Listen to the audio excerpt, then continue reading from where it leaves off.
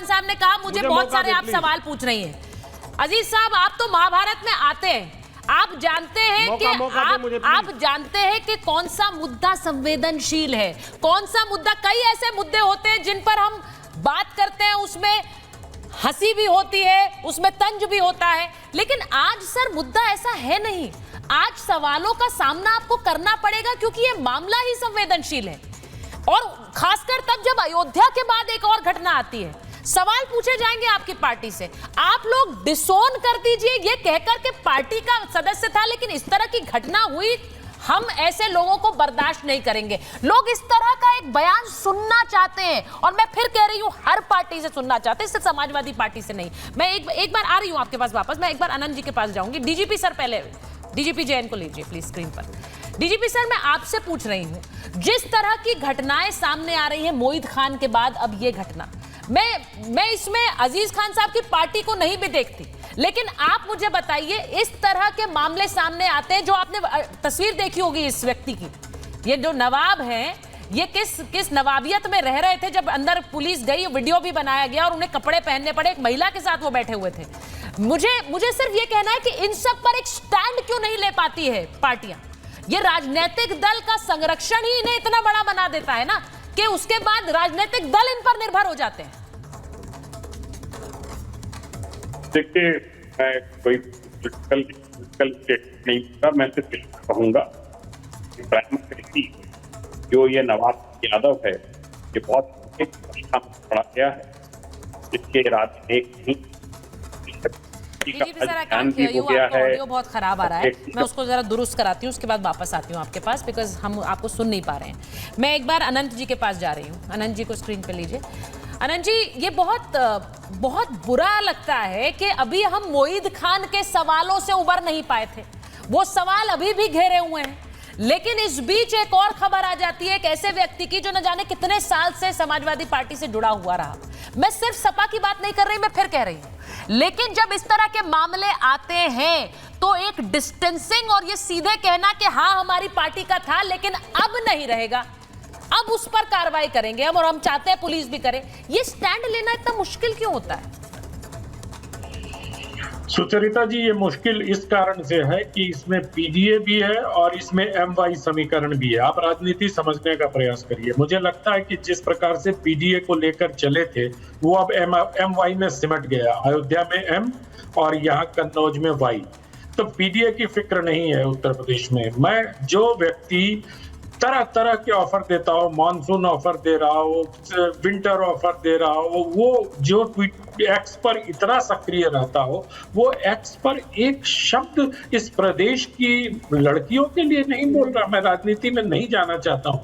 ये ऐसे मसले होते हैं जिसपे आप अगर इसको मतलब क्या कहते हैं, इसको लीपापोती करती हुई दिख रही है पार्टी मुझे। तो कभी ये चिट्ठी आ जाती है सामने, कभी वो उनके माता की मृत्यु की चिट्ठी आ जाती है, तो तमाम तरह की बातें। अब उसको भारतीय जनता पार्टी का करार देने का प्रयास चल रहा है। आप तो बलात्कार या बलात्कार के प्रयास की निंदा करते हुए दिखने चाहिए आपको। आप किस पार्टी का है, कहाँ गया, ये सब सेकेंडरी क्वेश्चन है। इस पर सियासत क्यों कर रहे हैं? मुझे तो लगता है कि अब वही देखिए, अखिलेश जी सिर्फ यही चुप नहीं है, वो बंगाल की घटना पर भी खामोश है, क्योंकि वहां भी ममता जी के साथ मंच साझा कर चुके हैं। तो राजनीति इन महिलाओं के प्रति अपराध के लिए सबसे बड़ा जिम्मेदार अगर कोई है तो राजनेताओं का असंवेदनशील व्यवहार।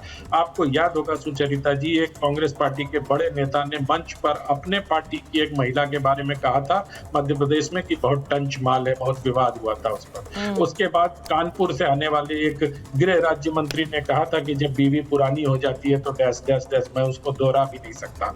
तो इस तरह की जो मानसिकता होती है, वो चीजें मुझे लगता है कि समाज में महिलाओं के प्रति अपराध को बढ़ावा देती है। और जब राजनीतिक संरक्षण दिया जाता है, जब ये पूरी पार्टी राजनीतिक संरक्षण देते हुए दिखाई दे रही है। ये जो जूही सिंह का बयान है कि रात में क्या करने गई थी, ये संरक्षण देने वाला बयान है। वो जो बयान था कि उसका मोईद खान का डीएनए टेस्ट कराना, वो संरक्षण देने वाला बयान है। ऐसा लगता है कि बलात्कारियों को एक भरोसा दिया जा रहा है कि डरना मत, हम तुम्हारे साथ हैं। ऐसा नहीं होना चाहिए इस समाज में। अगर बलात्कार जैसी जघन्य हत्या हो रही है, वहाँ ममता बनर्जी कर रही हैं, यहाँ ये लोग कर रहे हैं, ये तो शुक्र मनाइए कि आप याद करिए जब हाथरस हुआ था तो डेरेक ओब्रायन से लेकर राहुल गांधी से लेकर प्रियंका गांधी तक वहां चले गए थे। आज कहाँ है सब? क्या जीवा तालू से चिपक गई है? क्या एक्स पोस्ट पर मोबाइल पर उंगलियां चलनी बंद हो गई हैं? ये सिर्फ इस वजह से हो रहा है कि आपको एक वोट बैंक दिखाई देता है कि मुसलमानों और यादवों के खिलाफ हमें कुछ नहीं करना चाहिए। ये न तो मुसलमान है न यादव है, ये अपराधी हैं। Yes, ये राजनेताओं को बहुत बड़ी बात अनंत जी आप कह रहे हैं। और मैं तो ये कहूंगी कि किसी भी धर्म या जाति के ऐसे लोग होते हैं तो वो बदनाम ही करने का काम करते हैं, और ऐसे लोगों को तो तुरंत अलग करना चाहिए। अजय जी, आपने अनंत विजय जी की बात सुनी।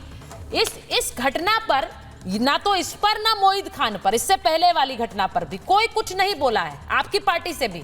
वहां उपचुनाव है, हमें पता उसमें इतनी व्यस्तता है कि उसे लेकर सारे कार्यक्रम है, लेकिन महिलाओं के खिलाफ, बच्चियों के खिलाफ इस तरह के दुष्कर्म होते हैं उस पर कोई बोलता नहीं है। वो चुप्पी कोलकाता से लेकर कन्नौज तक है। सुचरिता जी, अनंत विजय जी जैसे पत्रकार जो बात कर रहे हैं बड़ी सुनने में अच्छी लग रही है, लेकिन जब कुणाल पटेल और वो बीजेपी आईटी सेल के 3 पदाधिकारी बनारस को कलंकित करने का काम सामूहिक दुष्कर्म एक बेटी से करते हैं, तब इनके ऊपर दही जम जाती, तब ये बोलते नहीं है। वो बलात्कार करने के बाद 65 दिन मध्य प्रदेश, प्लीज बीच में नहीं बोला था आपके में, सुन लीजिए, आपने बहुत सारी बात बंगाल से लेकर शुरू हुए खाड़ी तक गए, तो तब ये 62 दिन तक मध्य प्रदेश में वो बलात्कारी घूम रहे थे जिनके फोटो प्रधानमंत्री के साथ। उसके बाद प्रज्वल रेवन्ना जो दत्तक पुत्र प्रधानमंत्री जी संवैधानिक पद पे बैठे हुए, वो कहते हैं मित्रों प्रज्वल रेवन्ना के हाथ मजबूत कीजिए, देश के और मोदी के हाथ मजबूत होंगे।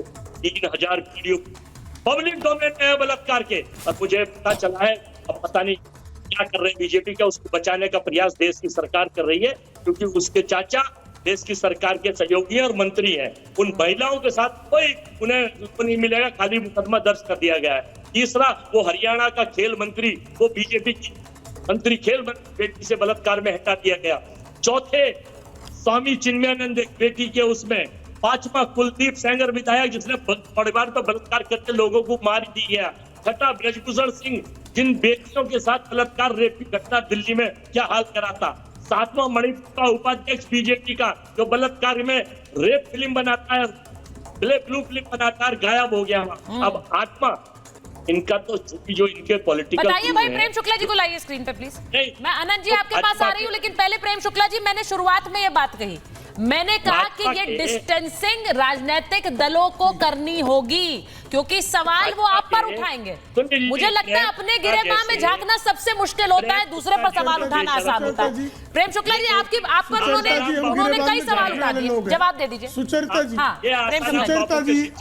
सुचरिता जी, उनके झूठ का मैं को बेनकाब करता हूं। उनके कैसे झूठ और लंपट तर्क है ये, उसी को मैं करता हूँ। कुलदीप सेंगर को तत्काल निकाल दिया गया और कन्विक्ट हो गया कुलदीप सेंगर। जिस आईटी सेल की बात करूं, सारे लोगों को जेल भेज दिया गया, तत्काल भाजपा से निकाल दिया गया।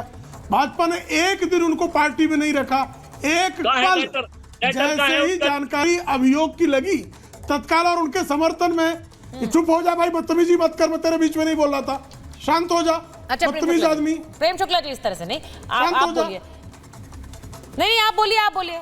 नहीं, बदतमीजी कर रहे हैं, और बदतमीजी वाली भाषा का प्रयोग कर रहे हैं, वो बदतमीजी वाली भाषा का प्रयोग कर रहे हैं। एक एक करके आऊंगी सबके पास, मैं बड़ा क्लियर रखती हूँ अपने डिबेट में। जब आपसे बात होगी आप ही से होगी, जब अजीज साहब से होगी उन्हीं से होगी। आप बोलिए।